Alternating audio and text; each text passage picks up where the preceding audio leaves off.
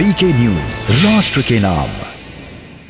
चलिए मैं केवल जी के पास जाना चाहूंगा, कांग्रेस से हमारे साथ जुड़ गए हैं, क्योंकि सवाल उन्हीं पर उठाए जा रहे हैं तो जवाब उन्हीं से हमें लेना होगा। आपने बात कही और ये बात प्रशांत किशोर ने भी कही थी कि लखीमपुर खीरी कांड को जिस तरह से कांग्रेस एक बड़ा बनाने की कोशिश कर रही है उत्तर प्रदेश में, लेकिन इससे कोई पॉलिटिकल फायदा कांग्रेस पार्टी को नहीं मिलेगा, ये भी प्रशांत किशोर साहब ने कहा था और तब भी कांग्रेस पर इन्होंने सवाल उठाया था। अब सवाल यही है कि प्रशांत किशोर साहब, जिनके सहारे कांग्रेस को उम्मीद थी कि जैसे मोदी को 2014 में कहा जाता है कि उनकी रणनीति ने महानायक बनाया, तो राहुल गांधी जी को भी ऐसे ही कुछ प्रशांत किशोर करेंगे, लेकिन वही प्रशांत किशोर अब इनके खिलाफ हो गए, बोल रहे हैं। क्या इसकी वजह है ये तो हम समझेंगे, लेकिन ढींगरा साहब, आप इससे इत्तेफाक रखते हैं, एक बड़े राजनीतिक पंडित माने जाते हैं, राजनीतिक सलाहकार, कई बार जिस पार्टी के साथ हो रहे उन्होंने उस पार्टी को सत्ता दिलाई, राज्यों में चाहे वो या केंद्र में हो, और वो आज ये कह रहे हैं कि राहुल गांधी समझ ही नहीं पा रहे हैं, उनकी समझ ही नहीं है कि वो मोदी का विरोध करके या मोदी को कम आंक के, उन्हें पता ही नहीं है कि मोदी क्या चीज है, और जिस तरह से वो कर रहे हैं वो तो कई दशकों तक ये पार्टी बनी रहेगी, जाने वाली नहीं, और कांग्रेस आने वाली नहीं है, ये कह रहे हैं। देखिए, प्रशांत किशोर एक मीडिया एजेंसी चलाने वाले आदमी हैं। वो कभी इस पार्टी में तो कभी उस पार्टी में अपने आप को एक मीडिया को कंट्रोल करने वाले बताते हैं। जहां तक मुझे मालूम है, कभी इस पार्टी में घुस गए और उस पार्टी में मीडिया कंट्रोल करने के लिए पैसे लेते हैं, दूसरी पार्टी में जाते हैं फिर मीडिया कंट्रोल करने के लिए पैसे लेते हैं। अब ये क्या काम करते हैं प्रशांत किशोर, मुझे तो मालूम नहीं, पर मैं अपनी पार्टी की आइडियोलॉजी आपको जरूर बता सकता हूँ। एक ही पार्टी है जो अपने देश के अंदर, जो जिसका नाम कांग्रेस है, जो बीजेपी के ओपोजिट की पार्टी है, और विचारधारा जो कांग्रेस की है वो विकास की है।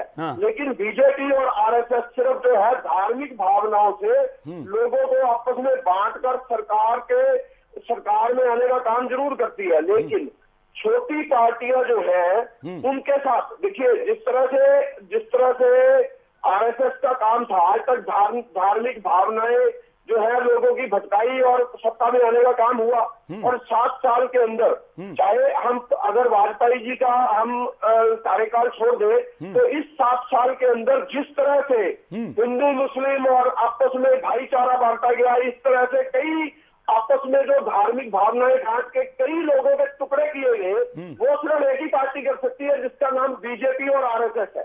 और आपको एक और चीज बताता हूँ, जहां तक अभी ये मैडम बोल रही थी कि हम तो ये हैं, हम तो वो हैं, हम तो ऐसे होते हैं, छोटी पार्टियां आज इनके साथ है कहाँ? इनकी जो अगर कोई रणनीति बीजेपी की देखी जाए तो छोटी पार्टियां तो इनसे पहले ही खिसक चुकी है। आज केवल जी मेरा सवाल ये है, देखिए मतलब क्या है क्या नहीं है देश जानता है। आपने बहुत अच्छी बात की, 2-3 बातें कही, मैं बीच में माफ करिएगा टोकना चाह रहा हूं आपको। केवल जी, आपको आवाज मिल रही है? केवल जी आपको आवाज आ रही है? केवल जी आपको आवाज आ रही है मेरी? आम आदमियों की पार्टी नहीं है केवल जी, आपको मेरी आवाज मिल पा रही है? केवल जी सुनना नहीं चाह रहे। केवल जी लगता है आज बोलने के मूड में आए कि नहीं, आज सिर्फ हमको भाषण देना है। केवल जी सुनिए, सवाल नहीं सुनेंगे तो कैसे चलेगा? या तो मुझे लगता है आवाज नहीं जा पा रही, उस चीज को मैं ठीक करता हूं।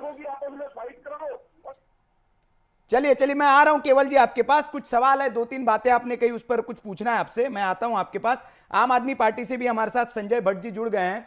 आम आदमी पार्टी भी एक बड़ी उम्मीद लेकर कांग्रेस का विकल्प बताते अपने आप को कि हम कांग्रेस का विकल्प बनकर उभरेंगे और चुनावी मैदान में उतरे, चाहे उत्तराखंड हो, उत्तर प्रदेश में भी जोर शोर से मैदान में उतरे हैं, गोवा में पार्टी तैयारी कर रही है अपनी।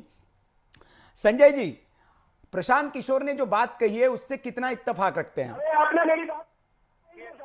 संजय, केवल जी आपको मैं, आपकी आवाज मुझे मिल नहीं रही थी। केवल जी मैं आ रहा हूं आपके पास, क्यों?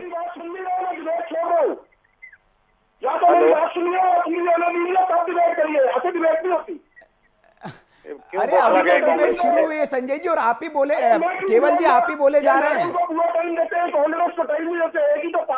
केवल जी को दिखाया जाए। इनकी आवाज बहुत तेज आ रही है, कान में चुभ रही है। जी केवल जी को दे दीजिए। केवल जी देखिए, ऐसा नहीं हो सकता ना कि आप भाषण देते रहें, मतलब आपको बोलने का मौका मिलेगा, लेकिन ऐसा नहीं है कि सिर्फ आप ही भाषण दे, मतलब बोलने का पूरा मौका दूंगा आपको, क्योंकि हमने बुलाया ही इसलिए कि आप पार्टी का पक्ष रखें। केवल देखिए मेरी बात सुन लीजिए पहले। आप बताइए, मेरी बात आपको भाषण लगी ना, और बीजेपी की बात आपको अच्छी लगी? अभी बीजेपी ने बोला ही नहीं है आपने सर। मुझे बुलाया है तो मेरी बात आपके आपको भाषण क्यों लग रही है?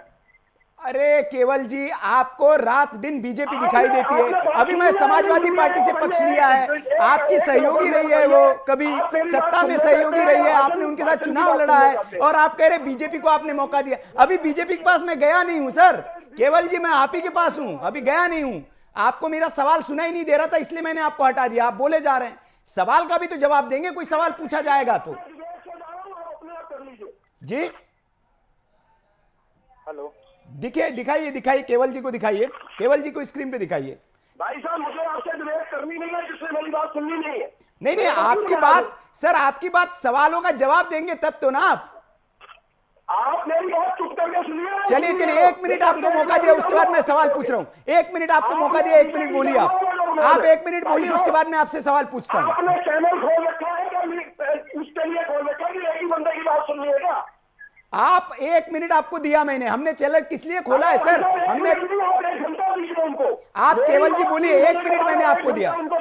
अरे सर, आप टाइम बर्बाद कर रहे हैं जनता का। 1 मिनट दिया मैंने आपको, बोलिए काम की बात।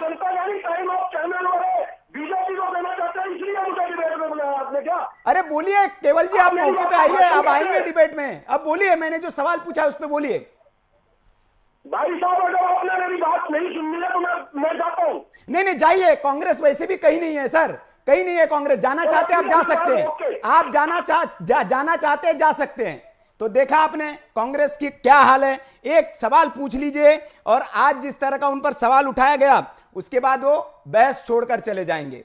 तो ये कांग्रेस का हाल है। और एक सवाल का उनसे जवाब पूछा गया, पहला ही उनको बोलने का मौका दिया गया, और उसके बाद सवाल से बौखलाकर प्रवक्ता जो है, कांग्रेस के नेता जो है, ये चले गए। ये इसे असहनशीलता, असहिष्णुता कहते हैं। वैसे तो कांग्रेस पार्टी असहिष्णुता और सहनशीलता पर बहुत लंबे लंबे लेक्चर देती है, लेकिन आज हमने ये देख लिया कि कितनी असहिष्णु पार्टी है कि एक सवाल का जवाब न देकर वो डिबेट छोड़कर चले गए।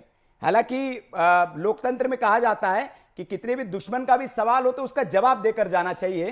पीठ दिखाकर तो वो युद्ध के मैदान से कहते हैं कि कायर भागते हैं। जो हिम्मत वाला होता है, योद्धा होता है, वो मर्द की तरह छाती दिखाकर लड़ता है युद्ध के मैदान में। लेकिन अफसोस के साथ कहना पड़ रहा है कि कांग्रेस जो आजकल हर जगह से ऐसी ही भाग रही है, वो दमखम के साथ मैदान में लड़ ही नहीं रही है, और नतीजा फिर क्या होता है वो देश सब देखता है। हालांकि उम्मीद करते हैं कि कांग्रेस के जो बड़े नेता है, अगर वो देख रहे हो तो केवल जी को समझाएंगे कि डिबेट में किस तरह की मर्यादा का ध्यान रखा जाता है और कैसे बैठा जाता है। ये है ड्रीम मीडिया नेटवर्क, और आप देख रहे हैं देश का पहला 24/7 digital news channel VK news, राष्ट्र के नाम।